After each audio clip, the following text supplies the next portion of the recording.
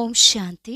10 नवंबर 2025 के ईश्वरीय महावाक्य। पहले सुनते हैं मुरली के मुख्य पॉइंट्स। बाबा ने कहा, एक एक बच्चे को सर्विस का सबूत देना है, परंतु पहले अपना भी कल्याण करना है, सिर्फ पंडित नहीं बनना।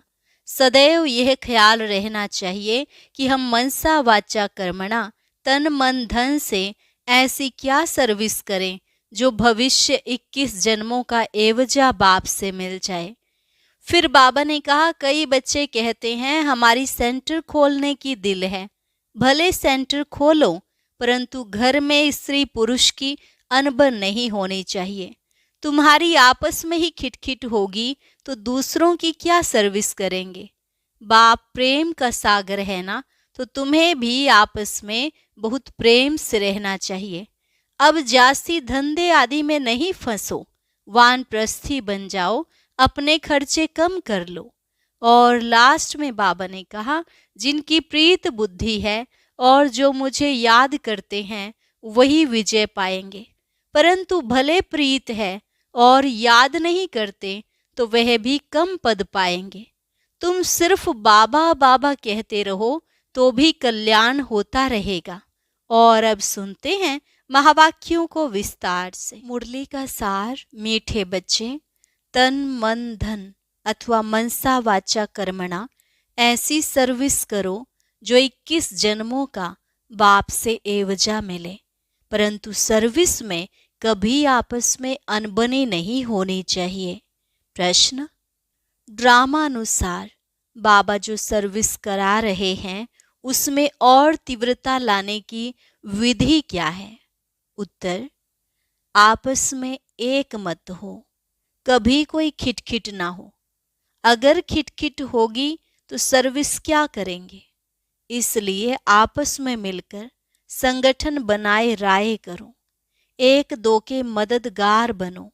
बाबा तो मददगार है ही, परंतु हिम्मते बच्चे मददे बाप, इसके अर्थ को यथार्थ समझकर बड़े कार्य में मददगार बनो। ओम शांति। मीठे मीठे बच्चे यहाँ आते हैं रूहानी बाप के पास रिफ्रेश होने। जब रिफ्रेश होकर वापस जाते हैं तो जरूर जाकर कुछ करके दिखलाना है। एक एक बच्चे को सर्विस का सबूत देना है। जैसे कोई बच्चे कहते हैं हमारी सेंटर खोलने की दिल है, गाँवों में भी सर्विस करते हैं ना, तो बच्चों को सदैव यह ख्याल रहना चाहिए कि हम मनसा वाचा कर्मणा तन मन धन से ऐसी सर्विस करें जो भविष्य 21 जन्मों का एवजा बाप से मिले। यही होना है। हम कुछ करते हैं, कोई को ज्ञान देते हैं, सारा दिन यह ख्यालात आने चाहिए। भले सेंटर खोलें, परंतु घर में स्त्री पुरुष की अनबनी नहीं होनी चाहिए, कोई घमसान नहीं चाहिए। सन्यासी लोग घर के घमसान से निकल जाते हैं, डोंट केयर कर चले जाते हैं, फिर गवर्नमेंट उनको रोकती है क्या? वह तो सिर्फ पुरुष ही निकलते हैं। अभी कोई माताएं निकलती हैं जिनका कोई धनी धोनी नहीं होता या वैराग्य आ जाता है, उन्हों को भी वो सन्यासी पुरुष लोग बैठ सिखलाते हैं, उन द्वारा अपना धंधा करते हैं, पैसे आदि सारे उनके पास रहते हैं। वास्तव में घर बार छोड़ा तो फिर पैसे रखने की दरकार नहीं रहती। तो अब बाप तुम बच्चों को समझा रहे हैं, हर एक की बुद्धि में आना चाहिए हमको बाप का परिचय देना है। मनुष्य तो कुछ नहीं जानते, बेसमझ हैं। तुम बच्चों के लिए बाप का फरमान है, मीठे मीठे बच्चों, तुम अपने को आत्मा समझो। सिर्फ पंडित नहीं बनना है, अपना भी कल्याण करना है। याद से सतो प्रधान बनना है, बहुत पुरुषार्थ करना है, नहीं तो बहुत पछताना पड़ेगा। कहते हैं बाबा हम घड़ी घड़ी भूल जाते हैं, संकल्प आ जाते हैं। बाबा कहते हैं वह तो आएंगे ही, तुमको बाप की याद में रहे सतो प्रधान बनना है। आत्मा जो अपवित्र है उनको परम पिता परमात्मा को ही याद कर पवित्र बनना है। बाप ही बच्चों को डायरेक्शन देते हैं हे फरमान बरदार बच्चों, तुमको फरमान करता हूँ, मुझे याद करो तो तुम्हारे पाप कटेंगे। पहली पहली बात ही यह सुनाओ कि निराकार शिव बाबा कहते हैं, मुझे याद करो, मैं पतित पावन हूँ, मेरी याद से ही विकर्म विनाश होंगे और कोई उपाय नहीं, ना कोई बता सकते हैं। ढेर के ढेर सन्यासी आदि हैं, निमंत्रण देते हैं योग कॉन्फ्रेंस में आकर शामिल हों। अब उनके हठ योग से किसका कल्याण तो होना नहीं है। ढेर योगाश्रम हैं जिनको इस राजयोग का बिल्कुल पता ही नहीं है, बाप को ही नहीं जानते। बेहद का बाप ही आकर सच्चा सच्चा योग सिखलाते हैं। बाप तुम बच्चों को आप समान बनाते हैं। जैसे मैं निराकार हूँ, टेम्परेरी इस तन में आया हूँ। भाग्यशाली रथ तो जरूर मनुष्य का होगा, बैल को तो नहीं कहेंगे। बाकी कोई घोड़े गाड़ी आदि की बात नहीं है, न लड़ाई की कोई बात है। तुम जानते हो हमको माया से ही लड़ाई करनी है। गाया भी जाता है, माया ते हारे हार, माया ते जीते जीत। तुम बहुत अच्छी रीति समझा सकते हो, परंतु अब सीख रहे हो। कोई सीखते सीखते भी एकदम धरनी पर गिर जाते हैं। कोई खिटखिट हो पड़ती है, दो बहनों की भी आपस में नहीं बनती, लून पानी हो जाते हैं। तुम्हारी आपस में कोई भी खिटखिट नहीं होनी चाहिए। खिटखिट होगी तो बाप कहेंगे यह क्या सर्विस करेंगे। बहुत अच्छे अच्छे का भी ऐसा हाल हो जाता है। अभी माला बनाई जाए तो कहेंगे डिफेक्टेड माला है, इनमें अर्जुन यह अवगुण है। ड्रामा प्लान अनुसार बाबा सर्विस भी कराते रहते हैं, डायरेक्शन देते रहते हैं। दिल्ली में चारों ओर सेवा का घेराव डालो।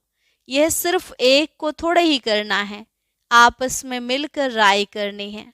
सब एक मत होने चाहिए। बाबा एक है, परंतु मददगार बच्चों बिगर काम थोड़े ही करेंगे। तुम सेंटर्स खोलते हो, मत लेते हो। बाबा पूछते हैं मदद करने वाले हो? कहते हैं हाँ बाबा। अगर मदद देने वाले नहीं होंगे तो कुछ कर नहीं सकेंगे। घर में भी मित्र संबंधी आदि आते हैं ना, भल गाली दें, वह तुमको काटते रहेंगे, तुम्हें उसकी परवाह नहीं करनी है।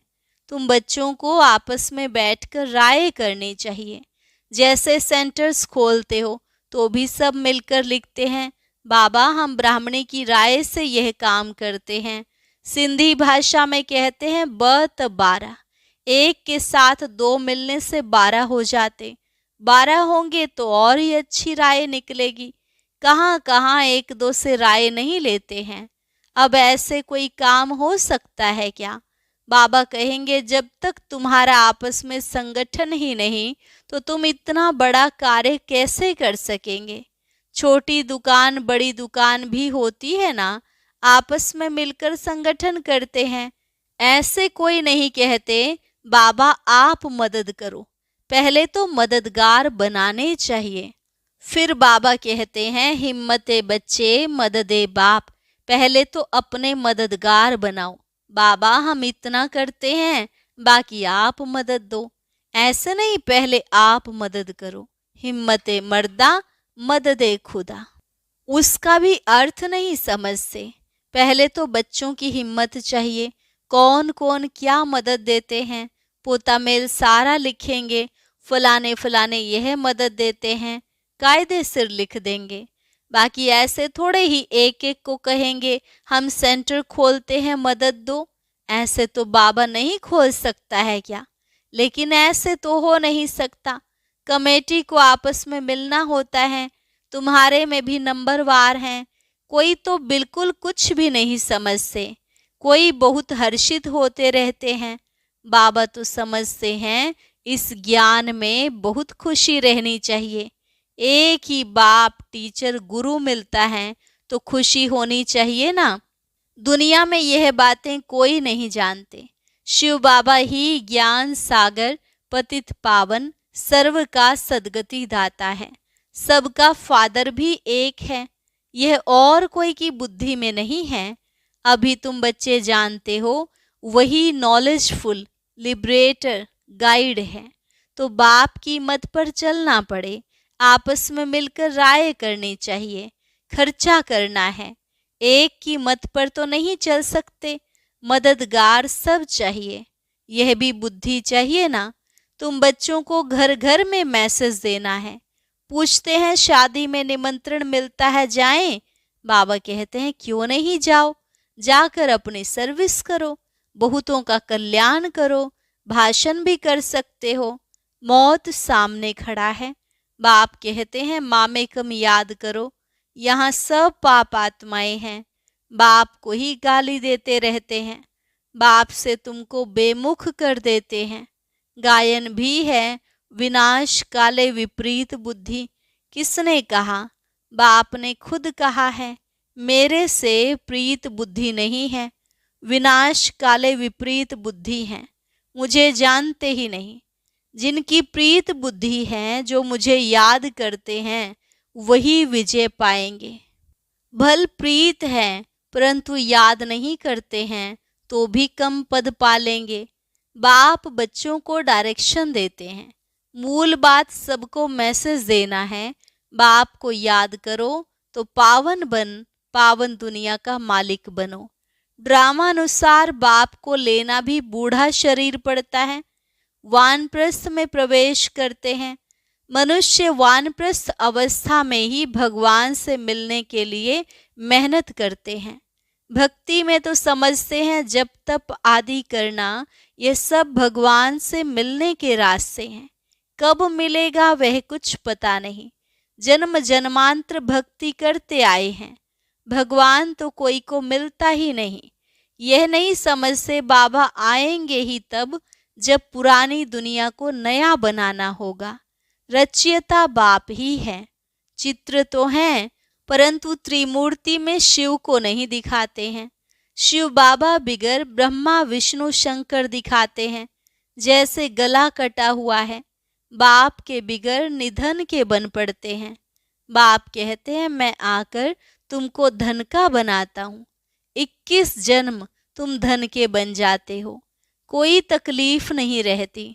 तुम भी कहेंगे जब तक बाप नहीं मिला है तो हम भी बिल्कुल निधन के तुच्छ बुद्धि थे। पतित पावन कहते हैं परंतु वह कब आएंगे यह नहीं जानते। पावन दुनिया है ही नई दुनिया।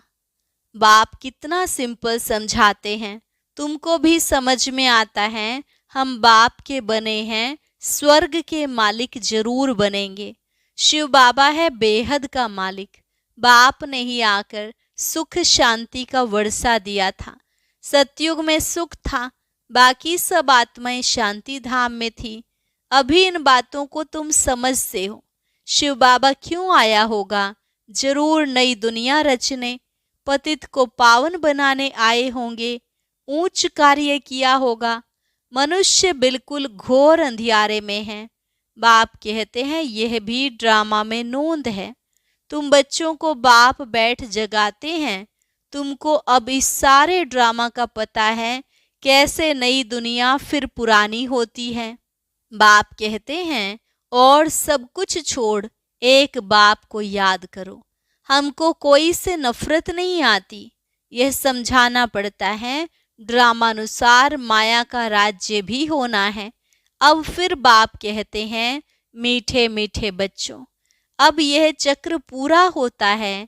अब तुमको ईश्वरीय मत मिलती है, उस पर चलना है। अब 5 विकारों की मत पर नहीं चलना है। आधा कल्प तुम माया की मत पर चल तमो प्रधान बने हो। अब मैं तुमको सतो प्रधान बनाने आया हूँ। सतो प्रधान तमो प्रधान का यह खेल है, ग्लानि की कोई बात नहीं। कहते हैं भगवान ने यह आवागमन का नाटक ही क्यों रचा? क्यों का सवाल ही नहीं उठता। यह तो ड्रामा का चक्र है जो फिर रिपीट होता रहता है। ड्रामा अनादि है। अभी है कलयुग, सतयुग पास्ट हो गया है। अब फिर बाप आए हैं। बाबा बाबा कहते रहो तो कल्याण होता रहेगा। बाप कहते हैं यह अति गुह्य रमणीक बातें हैं। कहते हैं शेरनी के दूध के लिए सोने का बर्तन चाहिए। सोने की बुद्धि कैसे बनेगी? आत्मा में ही बुद्धि है ना। आत्मा कहती है मेरी बुद्धि अब बाप तरफ है, मैं बाबा को बहुत याद करता हूँ। बैठे बैठे बुद्धि और तरफ चली जाती है ना। बुद्धि में धंधाधोरी याद आता रहेगा तो तुम्हारी बात जैसे सुनेंगे नहीं। मेहनत है, जितना जितना मौत नजदीक आता जाएगा तुम याद में बहुत रहेंगे। मरने समय सब कहते हैं भगवान को याद करो, अब बाप खुद कहते हैं मुझे याद करो। तुम सब की वानप्रस्थ अवस्था है, वापस जाना है, इसलिए अब मुझे याद करो, दूसरी कोई बात नहीं सुनो। जन्म जन्मांतर के पापों का बोझा तुम्हारे सिर पर है। शिव बाबा कहते हैं इस समय सब अजामिल हैं।